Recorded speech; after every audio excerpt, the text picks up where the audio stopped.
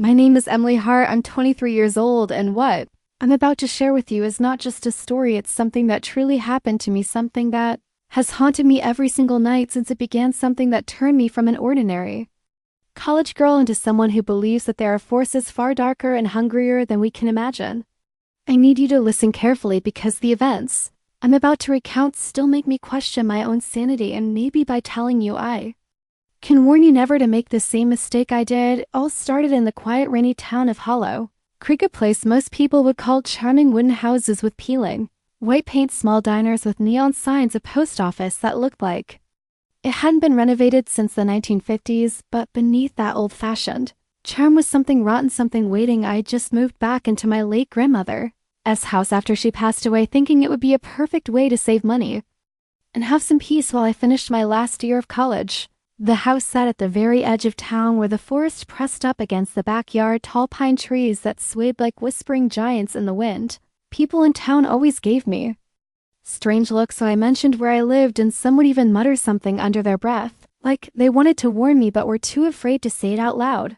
My first few nights there were quite enough, but on the third night I heard something, a slow, deliberate scratching sound coming from the walls of my bedroom. At first I thought it was just a mouse or maybe tree branches scraping the siding, but when I pressed my ear to the wall, I swear I could hear faint breathing on the other side. That was the first night I didn't sleep. The next day at the local diner, I overheard two old men talking about the Hart place and how she's back, and when I caught their eyes, they both went pale and left their food untouched. I couldn't shake the feeling that they knew something I didn't. That evening I decided to search the house, starting in the basement. My grandmother always kept it locked, but now I had the keys. The air down there was damp and cold, smelling faintly of mildew and something metallic, almost like blood, against one wall. Hidden behind an old wardrobe, I found a door I had never seen before, smaller than normal and made of thick, dark wood. The lock was rusted, but when I touched it, the metal felt warm, as if someone had just held it. I didn't open it then. Some instinct screamed at me to leave it alone, but that night the scratching came back louder, and this time it was accompanied by a low, guttural whisper that seemed to seep through the very walls. I couldn't make out the words, but it sounded almost like my name. My best friend Sarah begged me to come stay with her, but I was stubborn. I told myself it was just an old house making noises. On the fifth night, I woke up to find my bedroom door wide open and muddy footprints on the wooden floor leading from the hallway to the foot of my bed. I live alone. My heart pounded so hard I thought it might burst, and I locked myself in the bathroom until the sun came up that morning. I noticed something else. The door in the basement was slightly open, just enough to see darkness inside. I wanted to believe I had left it that way, but deep down I knew I hadn't. I called my mother to ask if she knew anything about it, and she went silent for a long time before saying, "Emily, if you hear it again, don't answer." That night I stayed awake, sitting in the living room with every light on. Around 2 a.m. the lights began to flicker and the temperature dropped so suddenly that I could see my breath. From the basement came a slow creaking sound, as if the little door was opening wider. I heard something dragging along the floor, moving toward the stairs, and the sound of that breathing grew louder, wet, ragged, animal-like, but with an intelligence behind it. My phone battery drained in seconds when I tried to call for help, and I swear I could see a shadow moving at the edge of the hallway, impossibly tall, its head nearly brushing the ceiling. When I blinked, it was gone, but the footprints it left behind were wet and black, like they were made of oil. I ran to my car and drove to Sarah's, not caring that I was in my pajamas. She told me her grandmother used to say the Hart family was cursed, that there was something in the woods that claimed one family member every generation, and that my grandmother had managed to avoid it by never going near that door in the basement. But now I had disturbed it, and it knew me. I didn't want to believe her. But when I went back the next morning to grab clothes, every mirror in the house was shattered from the inside, as if something had punched its way out. The scratching hasn't stopped. It follows me now, no matter where I go, and at night when I close my eyes, I can hear the whisper clearer than ever. "Emily, open the door. I'm telling you this because what's coming next is worse, much worse. You think you wouldn't open it, but you don't understand. It doesn't just want you to open it, it makes you want to. Please like, subscribe, and share so more people hear my story before it's too late." This story is written and edited by Dark Life Side Diaries. I didn't sleep for the next 2 nights, moving from couch to couch between friends' apartments, thinking that maybe if I kept moving, it wouldn't find me. But on the third night, I woke to find my phone playing a voice recording. I had never made static at first, then my own voice whispering, "Emily, open the door." Except I knew for certain I had never spoken those words. It was like it was mimicking me, trying to trick me into believing it. Was my own thought Sarah insisted I see Father Michael's the town's only priest who was older than anyone I'd ever met, his hands trembling as he poured tea and listened to my story. When I told him about the basement door, he flinched like I'd struck him, muttering that the binding must be weakening and that the thing beyond it wasn't supposed to move outside the property. He told me to burn the house, that the object of evil was tied to the structure, but that I should never under any circumstances open the door. I wanted to argue, but I couldn't get his pale, terrified face out of my mind. That night, I made the mistake of driving back to Hollow Creek to grab my grandmother's journals, hoping they might explain what was happening. The house was darker than I'd ever seen it. Even though it was only dusk, the trees outside seemed to bend toward it, branches like skeletal fingers clawing at the siding. I kept my flashlight in one hand and my phone in the other, the floorboards groaning under my feet as I made my way to her old bedroom. The smell of rot hit me before I reached the door, and when I pushed it open, I saw something that nearly made me drop the light. The muddy black footprints from before. Only now they were smeared up the walls and across the ceiling, as if something had walked there upside down. I found the journals under the bed, bound in worn leather, and as soon as I touched them, a low hum filled the air, vibrating through the floor into my bones. I tried to leave, but from the direction of the basement came the sound of the small wooden door slamming shut, then slowly opening again, each creak echoing like a scream. My flashlight flickered, and in the dim beam, I saw movement at the top of the stairs, a shape wrung in every way, too tall, too thin, its head cocked at an angle that made my neck ache just to look at it. Didn't walk.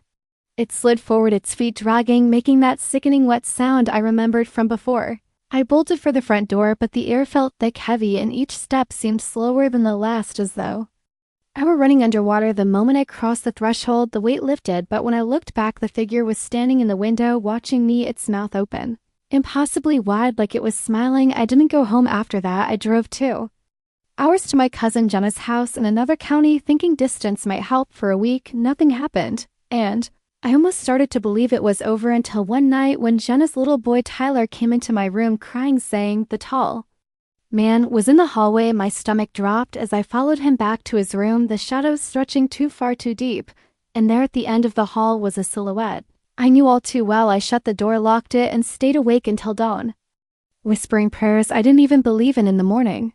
Tyler told me the man had asked for the key, and when I checked my bag, I realized the old brass basement key was missing. I tore the place apart looking for it, but it was gone, too. Days later, Jenna's dog was found dead in the backyard, its body twisted in a way no animal could survive, its eyes missing.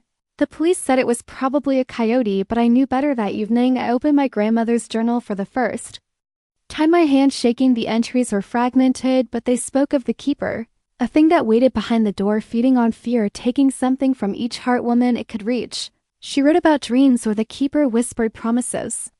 Riches, love, eternal life, if only she'd let it out. She resisted her whole life, but the journal ended abruptly with the words, "If it finds a way outside, there will be no place to hide." I slammed the book shut, my mind racing because it had found a way out, and now it was looking for me. That night I dreamt I was back in the basement, the door wide open, darkness spilling out like smoke, and from it came 2 pale hands reaching for me. When I woke, I was standing at the foot of Jenna's bed, holding the brass key in my hand. I had no memory of driving back to Hollow Creek, but when I looked outside, my car was gone. The next day, the local news reported that my grandmother's house had burned to the ground in the middle of the night. The fire so hot it melted the foundation. No one could explain it, but in the ashes they found the little basement door untouched, its lock still in place. I thought maybe that was the end until I got a text from an unknown number with a picture of the door wide open and the message, "You can't run forever, Emily." I stared at that picture for what felt like hours, my hands frozen around the phone, my heart slamming against my ribs so hard it made my vision pulse. The door in the image was open, and beyond it was only blackness, a depth that looked too deep for any basement, like staring into the mouth of a cave that had no end. And even though it was a still photo, I could swear the shadows were moving, swirling, forming shapes that almost resembled faces screaming in silence. I deleted the text, thinking maybe if I ignored it, it would lose its hold, but within seconds, the same image reappeared in my gallery. This time with me in the frame, standing just inside the doorway, my face pale, my eyes completely black. My body went cold all Over I packed my bag in under 5 minutes, shaking so hard I nearly dropped the zipper and left Jenna's house without telling her. I didn't want whatever this thing was to target her family any more than it already had. I drove without direction, just following backroads through the dense August heat until I ended up in the neighboring town of Black Hollow, a place even smaller and more forgotten than Hollow Creek. I rented a room at a roadside motel where the carpet smelled of mold and the walls were stained with years of cigarette smoke, thinking maybe anonymity could protect me. That night, the TV in my room turned on by itself, static hissing across the screen. And through the white noise came that same voice, low and jagged. "Emily, you've already opened it." I covered my ears, but the sound seemed to come from inside my head, echoing in my bones. I blacked out and woke up hours later to find my motel room door standing wide open, my bare feet wet with look like muddy water, and on the mirror above the sink, written in streaks of something dark and sticky, were the words, "He's coming." Panic clawed at my chest, but fear wasn't the only thing growing inside me now. There was something else, a kind of rage. Because I realized this thing wasn't just haunting me.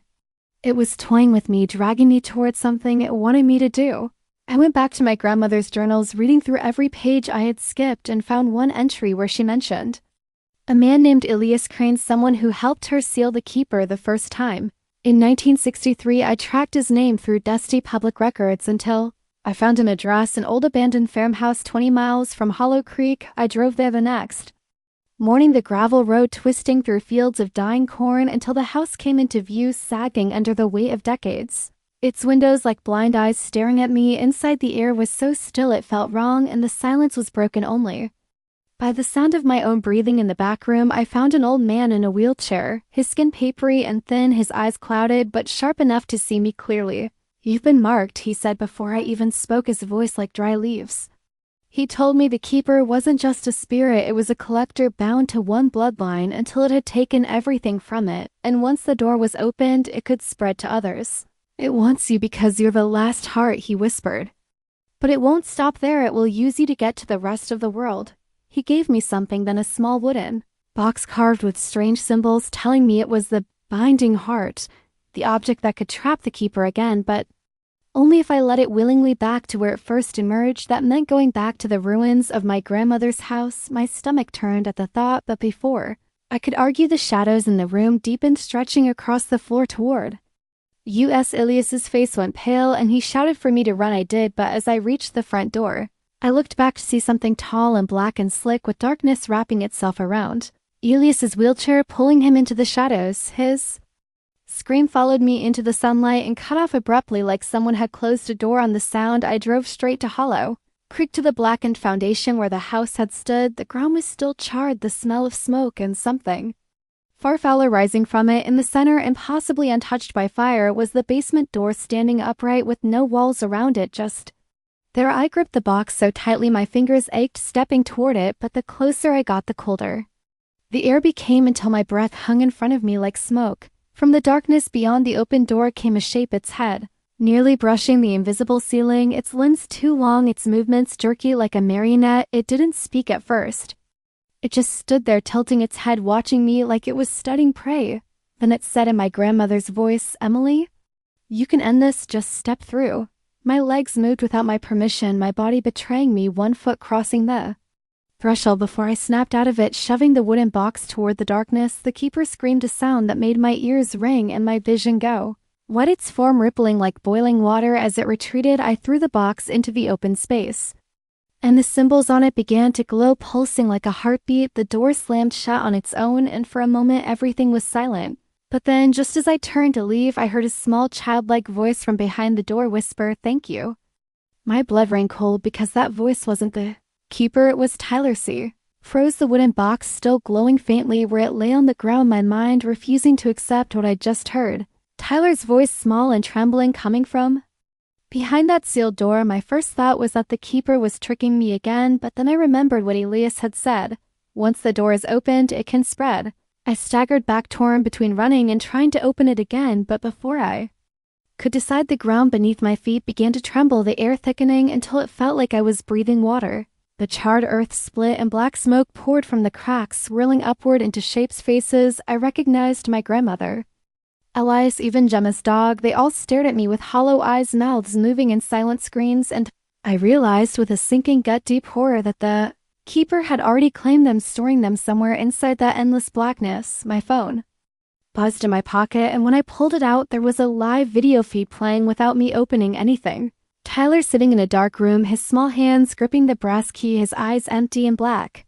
"Come get me Aunt Emily," he said, and then the feed cut to static. Rage surged through me, hotter than the fear, because this thing wasn't just trying to break me, it was using the people I loved as bait. I picked up the box again, its glow now faint and flickering, and made a choice I knew could kill me. I opened the basement door, the world beyond. It was not a basement at all, but a twisting void, a place where gravity seemed to shift under my feet, and the air was filled with a sound like 1,000 whispers layered over one another. Shapes moved in the dark, brushing past me too fast to see clearly, but each touch left my skin cold and damp like I'd been underwater. I followed the sound of Tyler's voice deeper and clutching the box to my chest until I saw him standing on a narrow bridge of black stone over a chasm with no bottom. The keeper stood behind him, its form taller than I remembered, its mouth splitting open in a grin that revealed row after row of jagged teeth. "Trade," it said in a voice that was somehow both my own and my grandmother's. Holding out a hand, I understood instantly. It wanted me to willingly take Tyler's place, to bind myself to it in exchange for his release. Every part of me screamed not to, but when Tyler turned and whispered, "Please," I knew there was only one choice. I stepped forward, setting the box on the stone and pressing my hands to its surface. The symbols burned against my skin, the heat searing down to my bones, and the keeper's scream tore through the air as the box began to pull it in, twisting and writhing like smoke being sucked into a vacuum. Shadows lashed out, wrapping around my arms, my legs, my throat, and I knew if I let go for even a second it would win. The pull grew stronger, and then suddenly the shadows released me, and the keeper was gone. The box clattered shut, sealing with a sound like a heartbeat stopping. I collapsed on the stone, gasping, and when I looked up, Tyler was gone too. For a moment I thought I'd lost him forever. But then I was standing back in the ruins of my grandmother's house, the midday sun blinding my eyes, and Tyler was beside me, clutching my hand. His eyes were brown again, but when he smiled I saw something there just for a split second that didn't belong. We left Hollow Creek that day and never went back, but sometimes at night I hear scratching on the walls, faint at first, then louder, followed by that same whisper, "Emily." Open the door, and now when I hear it I realize with cold certainty it's not outside anymore, it's inside. Thanks for listening to my story. Please like, share, and subscribe so more people hear what happened. This story is written and edited by Dark Life Side Diaries.